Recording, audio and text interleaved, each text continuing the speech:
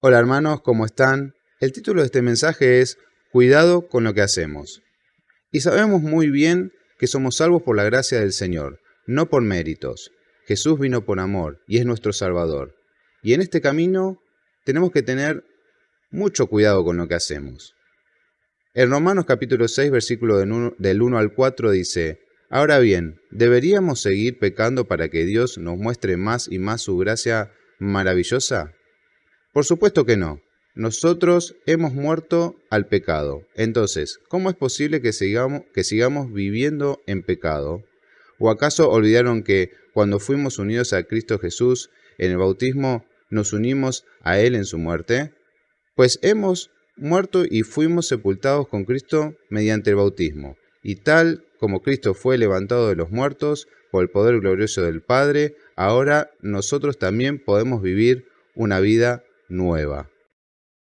Por lo cual tenemos que tener mucho cuidado con lo que hacemos, mucho cuidado con el tema del pecado. Tenemos que ser inteligentes, tenemos que buscar al Señor, alejarnos del pecado.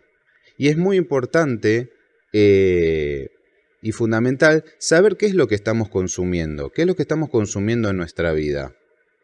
En 1 Juan, capítulo 2, versículo del 15 al 17 dice, No amen a este mundo ni las cosas que les ofrece, porque cuando aman al mundo no tienen el amor del Padre en ustedes, pues el mundo solo ofrece un intenso deseo por el placer físico, un deseo insaciable por todo lo que vemos, y el orgullo de nuestros logros y posesiones.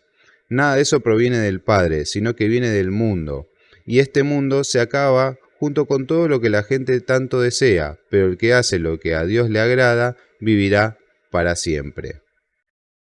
No tenemos que amar las cosas del mundo, no tenemos que seguir las cosas del mundo o los valores, lo que nos enseña el mundo. Tenemos que tener mucho cuidado con lo que consumimos, con lo que vemos, con lo que dejamos entrar en nuestra vida. Por lo cual tenemos que estar alertas y tenemos que ser inteligentes. Tenemos que buscar del Señor y alejarnos de las cosas del mundo.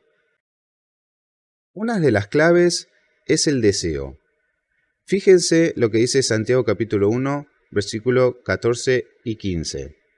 Dice, la tentación viene de nuestros propios deseos, los cuales nos seducen y nos arrastran.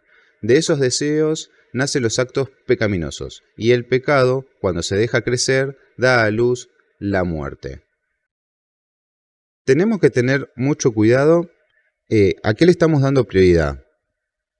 Si le estamos dando prioridad a los deseos de la carne o si le estamos dando prioridad al espíritu. Por lo cual es muy importante qué es lo que estamos consumiendo. Y si nosotros estamos consumiendo cosas del mundo y estamos alimentándonos con las cosas del mundo, ese deseo de la carne, esos alimentos que alimentan la carne, van a hacer que crezca ese deseo que luego nos puede llevar al pecado. Es muy importante que no alimentemos a la carne con las cosas que nos muestra el mundo, no alimentar ese deseo de la carne.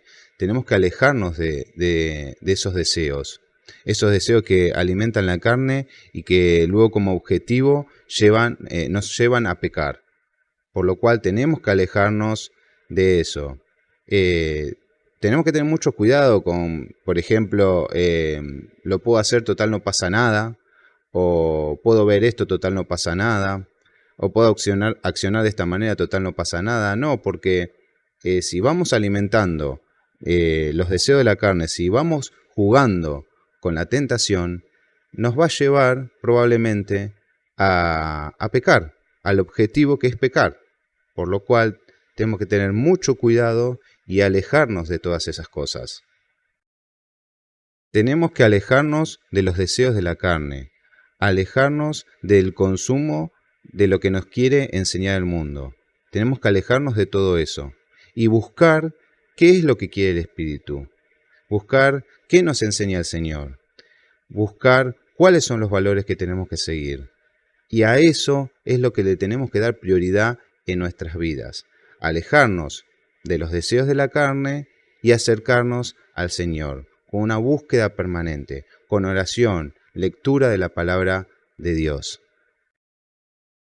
En Santiago capítulo 1 versículo 22 dice, no solo escuchen la palabra de Dios, tienen que ponerla en práctica, de lo contrario solamente se engañan a sí mismos.